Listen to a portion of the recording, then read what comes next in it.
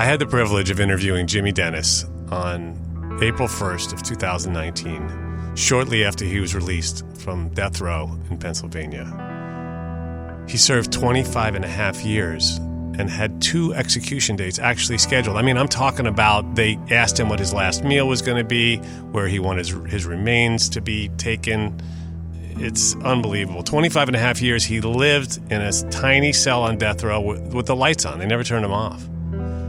And yet he came out joyful, with a bounce in his step, ready to get back, as much as he could of what he had lost. And here's the incredible thing.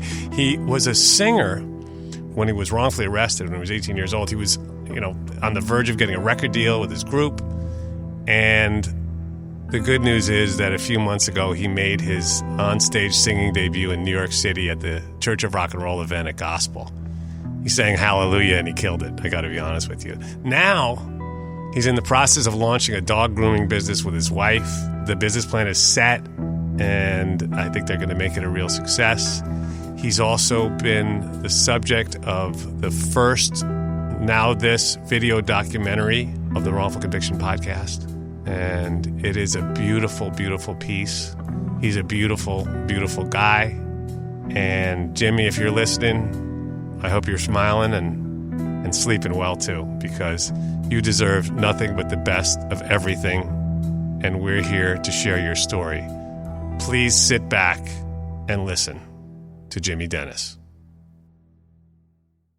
Before we get into the episode, I'd like to ask you a favor. We're doing our first audience survey to help us understand a bit more about you. It should take less than 5 minutes to complete. Just go to surveynerds.com/wrongful. That's surveynerds.com/wrongful. It'd be a really big help. We appreciate it.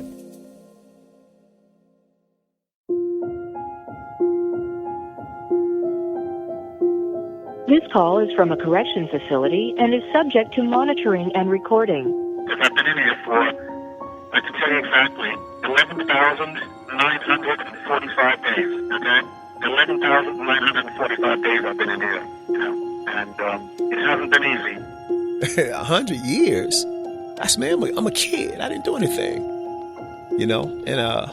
that was real painful, man, because my life was discarded as if, like I was a piece of trash or something. 100 years, and I had dreams.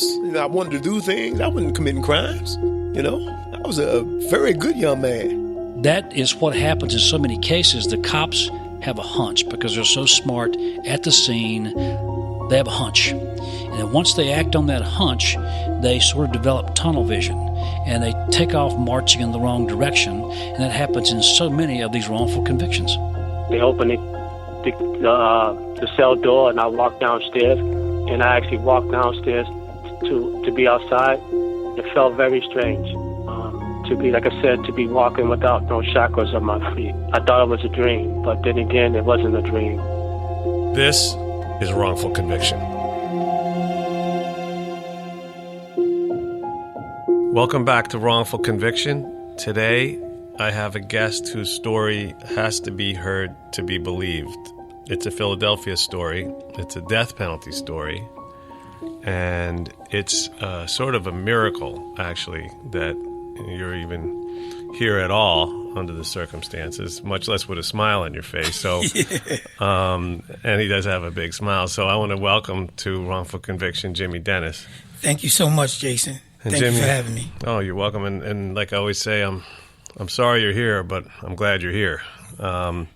And I want to get right into it because I think it's super important to talk about this case, not only because it was a death penalty case, but also because of the fact of your case being so bizarre in that there was never anything to connect you to this crime. Not that I know about. Right, anyway. nah. The case happened October 22nd, 1991, in the Fern Rock Station of Philadelphia. A young lady by the name of Shadell Williams was brutally murdered for a pair of earrings by 3 men. $450 earrings. Pair of $450 earrings. Right, a high school girl. I mean, when they say $450 earrings, I'm assuming that's retail. So whoever killed her for these earrings probably got maybe $100 for him. Right, at best. That's what her life was worth. Right. A high school girl. Right. When this happens, it's a high-profile case.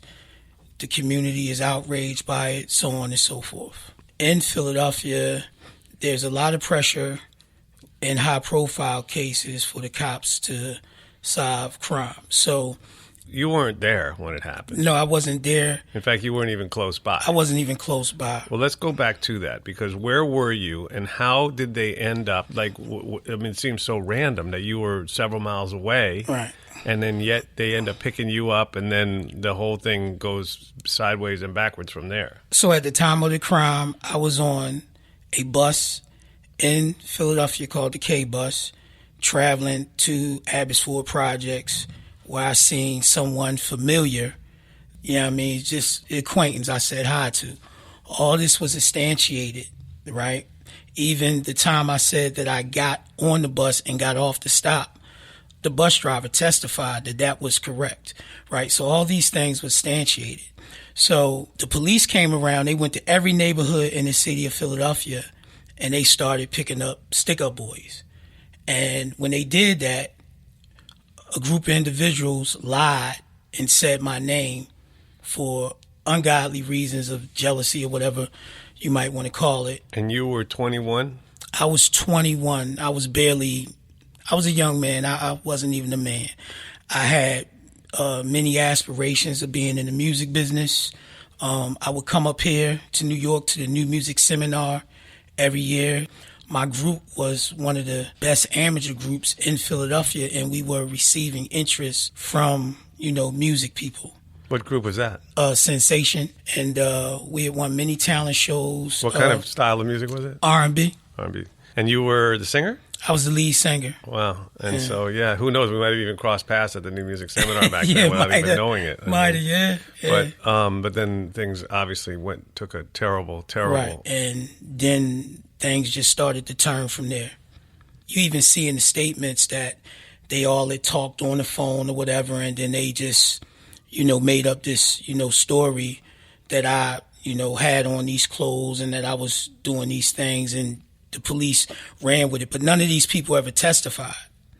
I mean, were you caught up in the gang life or anything like that? I wasn't caught up in any gang life or anything like that. I wasn't, in any type kind of gangs. It really not really gangs in Philadelphia like that at that time. You know what I mean? So this was just people in the neighborhood didn't like me. You know what I mean? I had no significant criminal history whatsoever. I had a misdemeanor drug offense on my record. And that's all I ever had on my record up until the time that I was arrested. So going back from the misdemeanor, I had a picture, mugshot that the police kept in the number one spot the entire time when they were showing witnesses the photo rays. So one witness said, "I think so." They said, "Can you be sure?" They said no. Yet and still, they ran with that. And what was the description of the suspect? 5'10" to 6 feet tall, to 180 to 200 pounds, dark skin complexion. Now, when they say dark skin complexion, they talking about Miles Davis or Wesley Snipes. You sitting here before me, I'm brown skin. I weigh 125 pounds at the time. I had a diminutive frame, and I'm 5'4" in height. There's no way you're going to get 5'9", 5'10", 6 foot, 180 to 200 pounds from 125, and you're not going to ever mix me up with Wesley Snipes or Miles Davis. Yeah, I mean, that should have been a moment. That alone. For everybody to go, well, okay, let's just look and see if he's got an alibi. And if he does, I mean, maybe we wouldn't even need that. Maybe we'd just say, well, okay, the description doesn't work. For the one witness who at least is even saying anything still isn't sure. But that would have been inconvenient, I guess, right? Because they would have had to go back to the drawing board. And we know how these things work, especially in Philly in the early 90s. Right. I mean, it was a time where I would say that from what I know about the history of Philadelphia, it probably would have been a time when Philadelphia was probably the wrongful conviction capital of America. They were arresting and beating up people of color. Yes. And everybody. But yeah, it was there's like a lot of that. It was basically a policy, and it came from the top. There was that infamous police chief, Rizzo, who became the mayor, and he was a notoriously brutal, lawless type of a guy. Yeah. in the area that I grew up in North Philadelphia, Abbotsford Projects, there are literally five people that have been proven to be innocent, myself included, that have all come home. And Anthony Wright, who I believe you may have had on this show, is one of the guys that came from North Philadelphia. Him and I have the same police officers that worked on his case, did the same thing to me. And there's an amazing, I'm glad you brought that up, because there's an incredible article that ran in Rolling Stone magazine about Tony Wright's case. And I'll never forget, there was a pull quote in that article where it said that in whatever year that was, 1990 or something, that he was convicted. It said a black man had a better chance of getting justice in Philadelphia, Mississippi than they did in Philadelphia, Pennsylvania. That is so true. I mean, I'm happy to see that now we have a whole different situation in Philadelphia Yeah, with Larry Krasner. It's getting much better with Mr. Krasner. Yeah, and you know, it had to change, but you were caught up in exactly the wrong place at exactly the wrong time. So at what point did they arrest you? Was it a day or two after the crime? So as soon as I heard, like, this is one other thing that people don't know. I got arrested like a month later. But as soon as I heard any rumors in the neighborhood of my name being mentioned, I actually went down to the police station and asked them did they want to speak to me, and stayed down there for over 4 hours, and they did not want to speak to me. Everybody has this thing about what innocent people should do. You don't run, you go to the police station, so on and so forth. So I get arrested November 23rd, 1991. So before I get arrested, I went down there, me and my father and my brother asked them did they want to talk to me. I signed in the police logbook. All this was said at trial. They didn't want to talk to me. But 2 weeks later, they came and arrested me, and the nightmare began. I did everything you're supposed to do, and I still got my life stolen away. And so you go to trial. When you had a court-appointed lawyer, I'm assuming? No, actually, my dad and I, paid for my first attorney. It wasn't court-appointed. My dad was a musician. He wasn't rich and anything like that. We were poor, but my dad put the money together, and he got me what we thought was a, decent enough lawyer to represent me, but he did not do his job. How much time did you get to spend with him before the trial? None. None? None. He never visited you? He came to see me one time to tell me that they were charging me with more cases, and that's it. Left. I would call him all the time. No answer, so on and so forth. It was that bad. Wow. And then you go to trial? Then I go to trial. With an attorney you don't even know? Yeah. Who doesn't really know much about your case? Right, who's really not investigating, things like that, and, so on and so forth. It was the typical nightmare that you have come to know with all the great work that you do. But it was the typical standard, okay, don't care. I mean, he wasn't really defending you so much as processing you into prison. There you go.